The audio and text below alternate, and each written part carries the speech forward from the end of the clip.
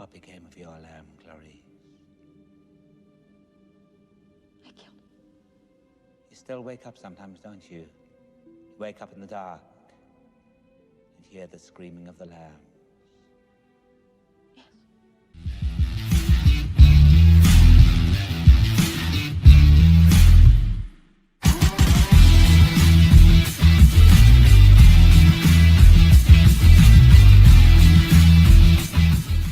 Hey folks, it's the Blind Guy here, and I'm coming back at you with another Should You Watch review. And on this episode, we are taking a look at 1991's The Silence of the Lambs, directed by Jonathan Demme, starring Jodie Foster and the great Sir Anthony Hopkins.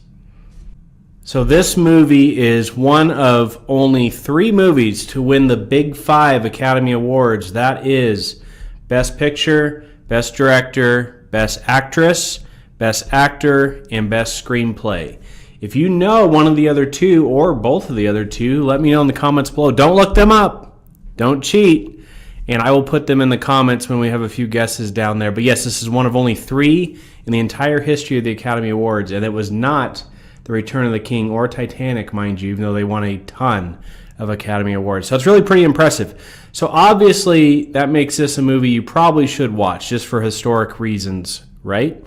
I agree with that. But I'm just going to say the short answer is yes, you should absolutely watch this movie as long as these rougher thriller, psychological thriller horror movies, it's not really a horror movie, but it has some horror elements to it, as long as they don't make you squeamish, because this is a fairly rough movie. But I'm going to tell you, if you want to watch it, go watch it now. And if you want to support the channel, you can get to it through the link in the description below. If you also want to support this channel without actually having to give up any money, you can use the link in the description below just to buy things on Amazon. And that helps support the channel, believe it or not. And it doesn't cost you a thing.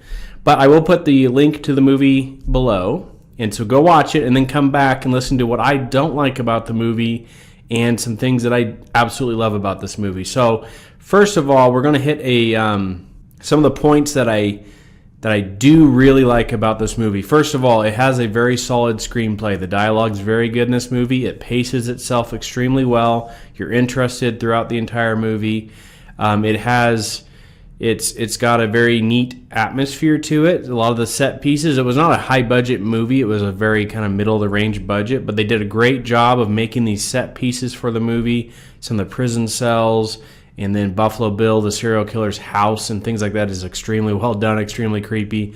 So that aspect of it is awesome. Jonathan Demme, who is actually more of a comedy director, does some really interesting things with this movie where he shoots shots of people's faces extremely close to the camera, closer than I've ever seen done before in a movie. And he does it in a way that I think it adds to some of the creepy and intense element to the movie, but it's not really distracting. Now, if you know he does it, it does become interesting because you notice it a lot.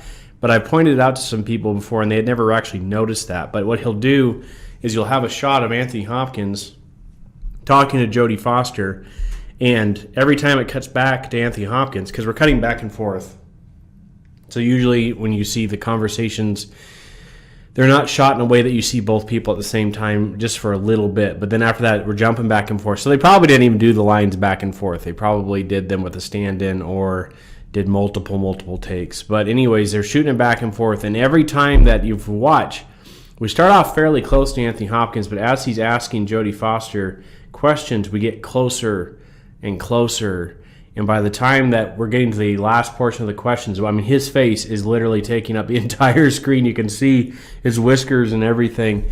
It's really well done in that regard, and it's unique for that. The scene with the SWAT team's going to raid Buffalo Bill's house. This is a bit of a spoiler, so if you haven't watched it, go and watch it, like I said. But the SWAT team's going to raid Buffalo Bill's house, and they're delivering some flowers to get him to open the door. And as we see him in his house hearing the doorbell ring, and he's getting all dressed to go to the door, and then we get this swap where it turns out the SWAT team is at the wrong house, and it's Clarice Starling is actually the one ringing the bell at Buffalo Bill's house. That is a masterfully done scene, and it inspired a ton of other scenes later that I've seen in other movies. But as far as I'm aware, as far as I've seen, That's the first is time part of that the Rumble exclusive. One of the like things that cracks me up in this movie is in that Buffalo regard. Bill is some of the portrayed things as that I somebody who don't would actually now be like called about the transgender. movie is Two things come to mind initially. The first of all is Hannibal Lecter's escape scene is actually, when you think about it, rather ridiculous. He's way too strong in the scene. You know, he actually moves unconscious adult males and puts one on an elevator, hangs one up from his cell. You know, Anthony Hopkins was in his, I believe, in almost 60, or at least in his 50s when they did this movie. He's not a large man by any means. And just when you actually think about the scene, it's just not very believable in a movie that is otherwise very believable. And so that, I think, takes away from it a little bit. I wish they would have found a way to have him escape in a means that was a bit more believable in that regard. The other thing that kind of bothers me is we go through all this work to try to figure out where Buffalo Bill is. He's got this senator's daughter captured, and we're trying to, it's a race against the time to find her and save her before he skins her. And then Clarice Starling kind of just bumbles onto his house. It seems like she's going to go interview somebody else, and then he's ended up, I don't think, he says he purchased the house, but I think he's actually just moved in after he killed the original owner of the house.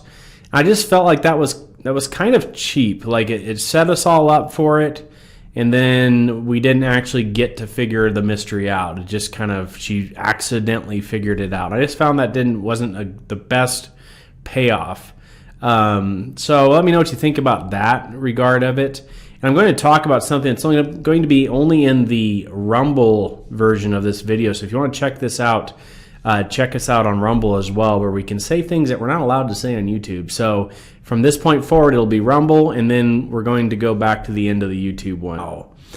So welcome back for my YouTube audience. We took a little hiatus there for the Rumble audience. Silence of the Lambs, it is an amazing movie. I'm not going to take that away from it. It is often imitated in movies like Seven, but never duplicated.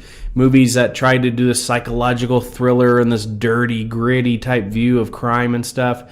A lot of those are pulling it from Silence of the Lambs. I would actually wager that the Silence of the Lambs is as influential to that genre as Blade Runner is to the dystopian type genre. A lot of movies will mimic Blade Runner, and a lot of movies have tried to imitate Silence of the Lambs, including the movie Seven, which I do not believe is anywhere near as good of a movie as Silence of the Lambs. So it is an excellent movie. I'm not going to take anything away from it. I just recently rewatched it, though, and there's a few things I thought, I would have maybe hopefully done that a little bit differently. But Jodie Foster is absolutely fantastic in it, and of course, the great Anthony Hopkins is unmatched in this movie.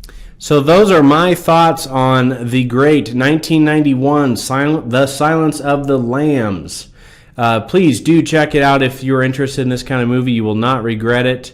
But thank you guys for all the support and the subscriptions and the comments and the likes. It really does help me go. I just do this for fun. If you would like to help support the channel, though, like I said, using the link in the description to use Amazon helps me a great deal. You would not believe it, actually.